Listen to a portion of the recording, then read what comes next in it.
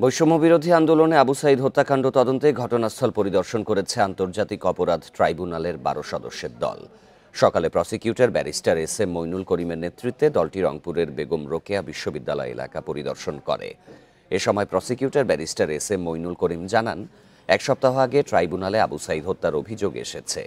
তদন্ত শেষ করে দ্রুত মামলা দায়ের ও গ্রেপ্তারি পরোয়ানা জারি করা হবে। এ সময় তিনি বলেন, প্রত্যক্ষদর্শী সাক্ষ্য ছাড়াও ইলেকট্রনিক ডিভাইসের মূল ফুটেজ সংগ্রহ করে ফরেনসিক পরীক্ষা করা হবে। এই মামলায় শেখ হাসিনা অভিযুক্ত হবেন কিনা সেটিও তদন্তের পর বলা যাবে বলে মন্তব্য করেন প্রসিকিউটর।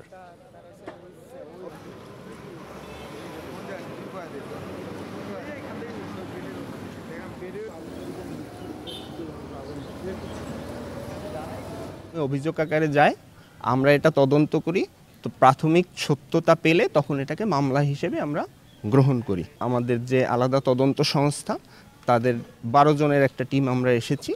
আমরা এখানে আরও একদিন থাকব। আবু সাঈদ সহ যারা এখানে শহীদ হয়েছে তাদের এই ঘটনাগুলো আমরা তদন্ত করে সত্যতা যাচাই করে তথ্য উপাত্ত সংগ্রহ করে আমরা এখান থেকে যাব।